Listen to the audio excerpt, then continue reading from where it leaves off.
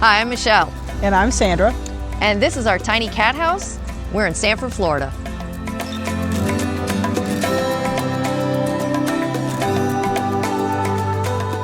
So we've been living in the tiny house for 3.5 years now. And we had it built by Movable Roots. It's legally 28 feet long. We have a bump out, so it's 29 feet, and it's 13 feet 6 inches tall and 8 feet wide. So the legal limits are traveling down the road. So we're parked here in 12 Oaks RV Resort in the middle of Sanford, Florida. They're very tiny house friendly here. We've got about 5 other tiny houses that are in the area. And we just love it. It's a very shady spot. It's got a lot of oak trees, a lot of natural beauty around here. We use this as our winter base. We're usually here from like about November through till June or July. We like to travel in the summer, and we have 15,000 miles on the tiny house now. We have been all the way up the East Coast to Massachusetts. We did one tour where we went through Tennessee, Kentucky, into Indiana, Illinois, Wisconsin, across Missouri, and then down through Montana, Wyoming, Utah. Went to Albuquerque, New Mexico for the Air Balloon Festival. We try to travel in the summer, come back in the winter in Florida. We kind of think that we're reverse snowbirds. We call ourselves sunbirds. Yes. We enjoy the traveling, and the tiny house travel as well. Makes it for a lot of fun. Anytime you're pulling something, it becomes a learning process. Before we built the tiny house, Michelle had never towed a trailer, period. I'd only towed boats. The tiny house weighs 19,000 pounds, and it has 3 axles, so there's 3 tires on each side. First year we had absolutely no problem. Second year I changed to all 6 tires at least once. Luckily, as a retired state trooper, I know how to change tires, so it's not a big deal. But we've upgraded our load grade on our tires so that they can handle the weight of the tiny house. So last trip we didn't have to change any tires, which was nice. Yeah. We also travel with 2 spare tires instead of just 1, just in case, you get that spare on and something else happens. And we did have one trip that happened where we actually used both of our spare tires. Other than tires blowing out, we haven't had any other issues, but a lot of that's maintenance. You have to make sure you maintain the trailer. I mean, we've had the brakes checked, we've had the bearings repacked on the trailer, and we keep an eye on the condition that the tires are in. So you learn a lot traveling full-time. So one of the things that people really love about our house, and I enjoy as well, is the catio. The cats love it. They have a door on the inside that we can either close or open. And when we have it open, they can come in and out on their own. So that's it for the outside. Why don't you come on inside?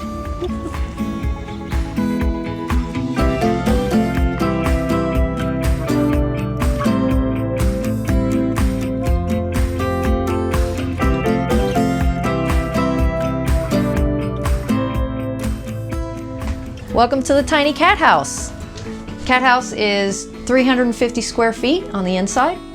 And it has cats everywhere, yes. Including that one. They love it. We were worried when we first moved in here that they would get bored, but they entertain themselves greatly. They chase each other. Colby, the gray one, likes to throw his toys off the loft and then run downstairs and get them and take them back up so he can throw them off again. They all have their own little things that they like to do, but they love it. So when we went to go customize the house, we wanted to make sure that we had customizations made for the cats and also for travel.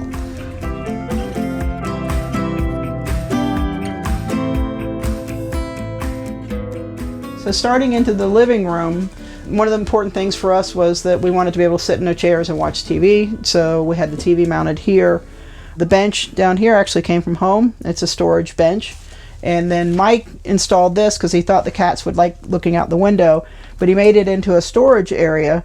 And what we did is the back wall of that is angled, and so I mounted fork brackets for our bikes inside the storage area. So when we travel, we actually bring the bikes inside and store them in here so that they're not on the outside getting weathered. On this wall was actually supposed to be a window, but we decided that we had enough windows and we wanted to have a little bit of privacy and not feel like we were in a fishbowl. And we also wanted to be able to hang artwork If we put all the windows on, then we don't have any full-size walls in the whole house. So we changed that to a regular wall, and it's nice because we don't get morning light on the TV when we're watching the TV. Everything in here when we travel, there's mounts located on each wall. So we push the chairs together, the bikes are in here, and we have a ratchet strap that goes across and holds everything down. The TV actually has a Velcro strap built in that holds the TV up against the wall when we travel. Everything that's on the walls is command stripped and Velcroed on, so we don't take any of our artwork or anything off the walls when we travel. It all stays on the walls. So one of the things that was important for us in the living space is we wanted it to be a home. We wanted recliners to be able to sit and put our feet up and watch TV and be relaxed. In some of the home-built tiny houses, you see them make a couch that's got a straight back and a straight front, and it just doesn't look comfortable. The recliners were very important for us, so you're going to be able to put your feet up, play on your computer, watch TV. It was one of the very first important things for us when we were figuring out what we were going to do. We have room to do everything we want to do. Some of our friends are like, well, you only have a 43-inch TV. You know, you could have an 80-inch. And I'm like, we're 4.5 feet away from the TV. 43-inch TV is just fine. We don't really notice that we're in a tiny house when we're sitting in the living room. It doesn't even dawn on us.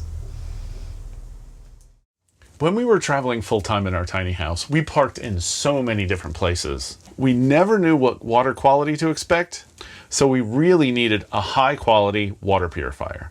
Like this one!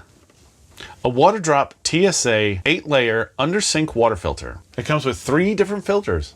When the water comes in, it goes through an 8-stage deep filtration process that removes 100+ harmful substances, like heavy metals and chemicals. Installation process is super easy, and you can definitely do it yourself. That makes this a great choice for renters or RVers. Drilling is only for securing the filter, which is optional based on your needs. And you don't have to change the filter up to 18 months. Not only does it ensure safe drinking water, but it also improves the taste. Tastes good. Want to try? Water Drop is holding big sales all July. Use our discount code EXPEDITION5 for an additional 5% discount. Save bigger, live better. Right next to the living room, we move into the kitchen. We have a full galley kitchen. There's plenty of room.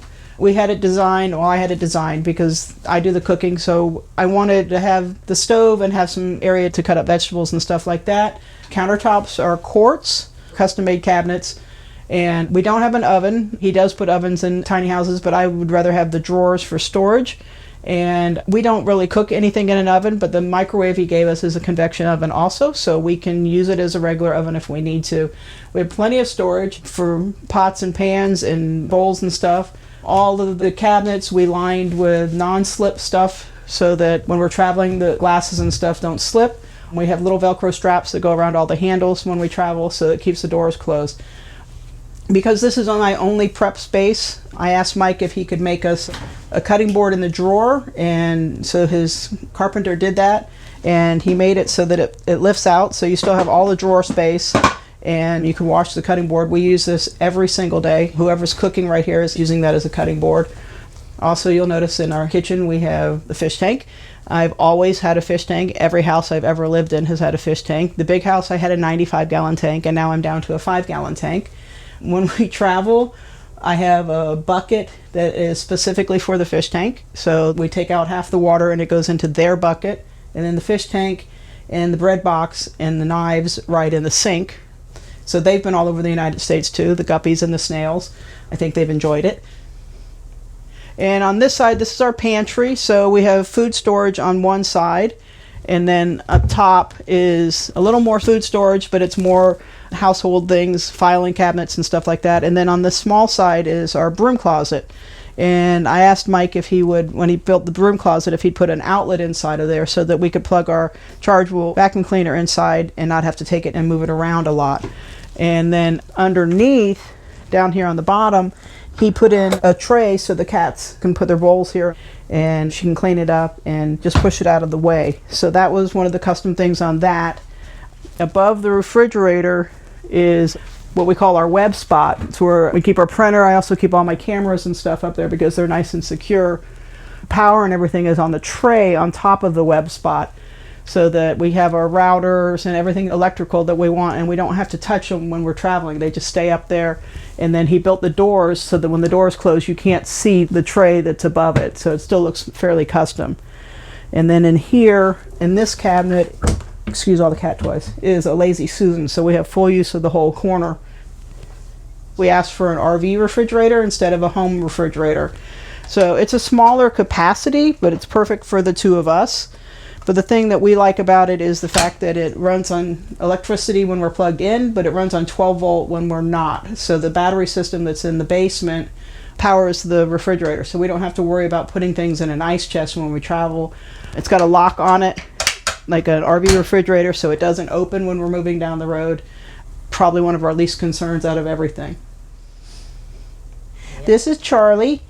Charlie is one of our middle children. He's the second in line of succession. Teddy's the oldest. Charlie's our second. He's the most sociable of the cats. He loves traveling. As soon as we start packing things up, he starts crying because he wants to go in the truck.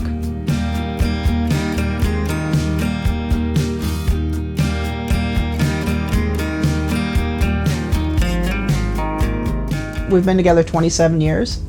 Yeah, we just met through friends. There was a gathering and we started talking and we became really good friends, and we've been making each other laugh ever since. Before I retired, I was a state trooper here in Florida for 25 years, dealing mostly with DUI enforcement and drug enforcement. And Michelle was a software engineer. Yeah, and I was a software engineer. The reason we were both able to retire early is, well, number one, I started as a state trooper when I was 20. They have a pension plan that goes 25 years. When I was recruited and they told me I could retire at 25 years and that they'd pay me for the rest of my life, my goal from the day I was hired was that I was going to work 25 years. And I did. Nobody believed me when I was going to retire. I'm like, I retired at 46. We like to travel. We travel a lot. We like to travel, anywhere in the United States, but also into Europe. We're really avid cruisers. We cruise probably 4 or 5 times a year. And we always had this dream going into retirement that we wanted to be set in a position when we both were retired that we could continue to travel as much as we traveled while we were both working. So we worked, or more. So we worked towards that, making sure that we're getting everything paid off. When our finances were at a certain point, which was probably 2 years before you retired, I said, at any point after this that you want to retire, we can afford for you to retire. But it's up to you because, you like your job and you like what you're doing. And her decision was that if the contract she was on got to a point where it wasn't renewed, that's where she wanted to retire. Yeah, I wanted like an even breaking point, so it would be easy to walk away and not be in the middle of something, because I'm a very focused person. She made the decision that she was ready to retire right at the height of the housing market.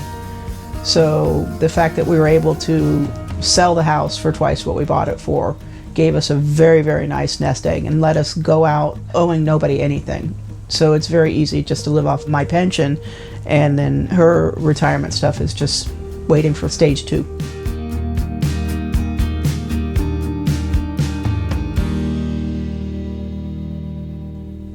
So right off the kitchen, one of the things that was important to us is that the bathroom was not right next to the kitchen. So we have a nice little hallway, and the bathroom's actually in the back behind it. But this hallway is really cool. You could see that we have storage area in all of the steps. And this step up comes up here, actually right underneath me now, is the fresh water tank that we have in the house. So it made space underneath to be able to have a 50-gallon fresh water tank. And also it split up the stairs from here to go up into the master loft. So down this way into the bathroom, we created a coat closet. It's a little space that I put up hooks on the inside and put our coats and some of our larger book bags and things that we can store away in here. Down here is the bathroom, and the bathroom is also another thing that we really enjoy. It's actually a pretty full, big bathroom. One of the things that we like about it is that we had a huge shower, and the shower is actually about 2 inches bigger than the shower we had in our big house, which was really cool. We were able to pick out all of our tile. This is our water heater control, so we can actually control our water heater from the inside, turn it off and turn it on as we need it. We went with an Incinelette because we really didn't want to handle raw waste one way or another. Water toilets, you had to worry about what if we went to parks that didn't have a sewer. We didn't want to have to deal with going to dump stations and things like that. Also, black tanks are real hard to manage. You know, you have to clean it out a lot and they break down a lot. So this Incinelette burns your waste complete to ash, and all you have to do is take the ash out and throw it in the trash, because once it's ash, it's completely sterilized.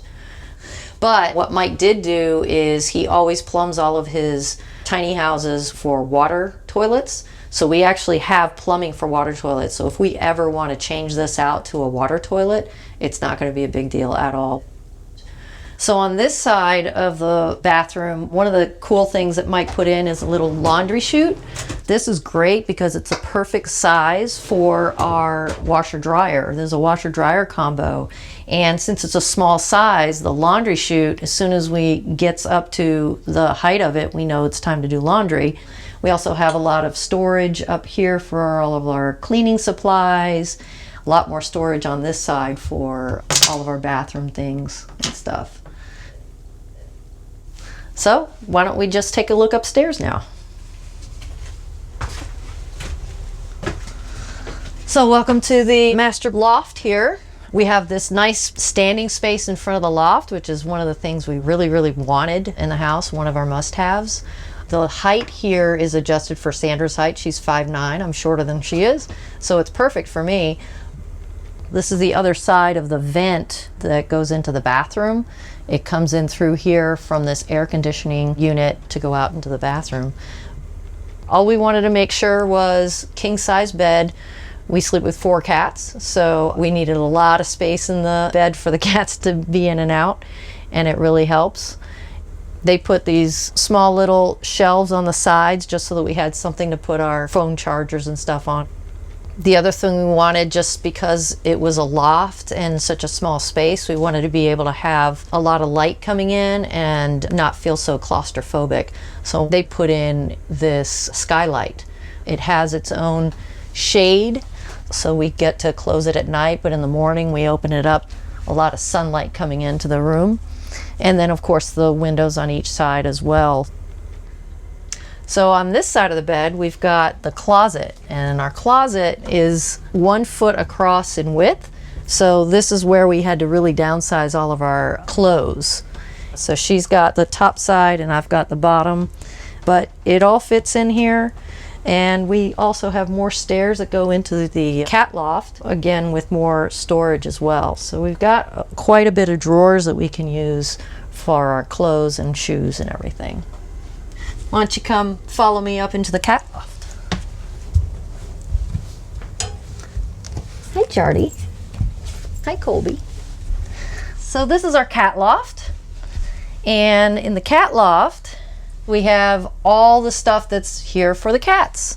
Litter robot, we've got 2 of these. With 4 cats, you definitely need 2 of these because we've got one that loves to pee in one and poop in the other and loves to go back and forth between them. They have a little shark for them to lay in. I built them this little VW bus out of a cardboard box that they love to play in. They go in and out, and they have a little scratch pad in there, so they like to go in and scratch their nails in there. Mike knew that we were going to be putting our litter robots up in this area. He put in an exhaust fan, so if anything gets a little too stinky, we have a switch on the bottom that we can turn on the exhaust fan up here so that the bad smells can go outside. They love to come up here and just have some quiet time as well, especially if we're not around.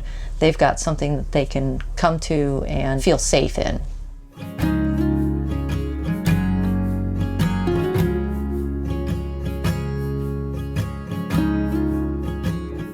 Before we went tiny, we started with our house in Baldwin Park, downtown Orlando. It was a 2-story house, 2,400 square feet. It was a big house in a nice neighborhood with an HOA, so you had to keep your lawn up, you had to keep your hedges up, and it's like, okay, I'm going to have to hire somebody to do the lawn because mowing the grass and trimming the hedges is killing my back. So now you're paying somebody to take care of the yard, paying somebody to wash the windows on the second story of the house because it's 26 feet up. So I was telling her, I says, financially, as we get older, this house is not feasible for us because we're going to have to continue to pay to have people do things that we're not able to do anymore.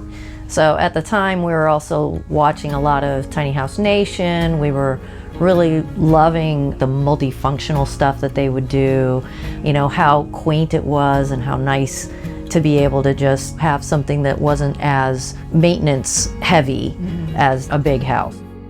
And the cool thing about it was, hey, they're on wheels and they kind of fit into our goal of traveling. And wow, we could take the cats with us too, which is really nice because then we don't have to worry about getting pet sitters for them. You know, a lot of people ask us, why didn't you just buy an RV and take an RV? I mean, we went to the Tiny House Festival and we also went to a couple RV shows. And looking around, I'm like, there's so much wasted space. And to get the size that we would want and to be able to live comfortably in it full time with the cats, we'd be spending about $200,000 on an RV. And I actually met an honest RV dealer. I asked him, if it was you, which one would you buy, the fifth wheel or the Class A? He says, I would buy the fifth wheel because if you're living full time in the Class A and your engine breaks down, where are you going to stay? You have to put it in the shop. He says, at least with the fifth wheel, you can leave in your truck. And I said, well, what's the long-term benefit of getting this? He says, well, there really isn't one. He said, if your exterior gets damaged in any way, you've basically lost your investment. And the RV industry only warranties their work for 1 year. And they expect you to buy a new RV every 3 years. I said, so you want me to mortgage a house every 3 years? And he says, that's what people do. So the tiny house cost about $118,000 with taxes. And then we also had to buy the truck to go with it. So thinking of both pieces together, the truck was about $75,000. So we were right at $200,000 for both of them. We have a Ford F-350, which is a dual axle in the rear, which was also recommended by the builder to make sure that we have enough truck to pull the trailer comfortably, but also enough truck to stop the trailer, because the trailer weighs 19,000 pounds. It's a heavy trailer, even though we've got all the lightweight stuff on it, but it pulls easy. It's fine. But I think the investment was definitely worth it, even though it came out to be, you know, like just under something that we would pay for an RV. But the difference is that we'd only pay that once and not have to pay that every 3 years as they were expecting us to do.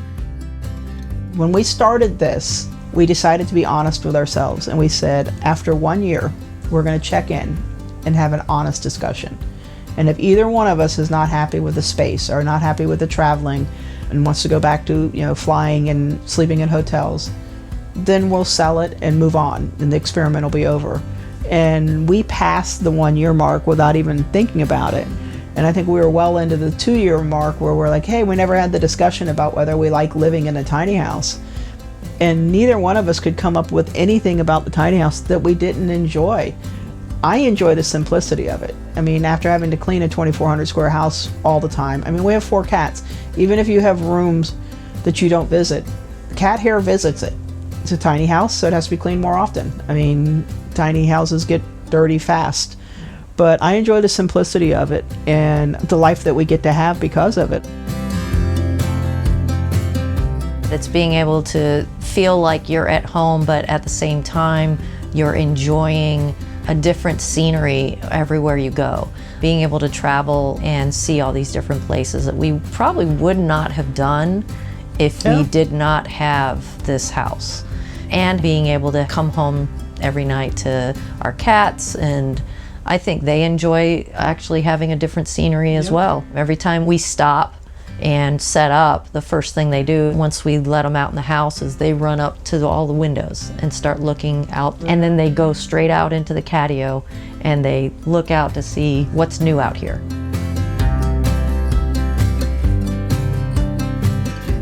I don't know that we'll ever put down permanent roots again. Maybe when we're too old to change a tire. Yeah.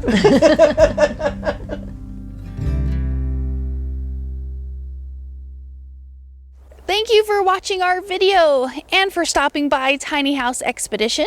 I'm Alexis. And I'm Christian. Don't forget to like, comment, and subscribe.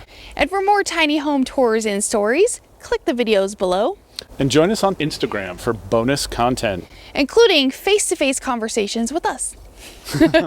We hope to see you there. All right. Thanks, guys. Have a good one.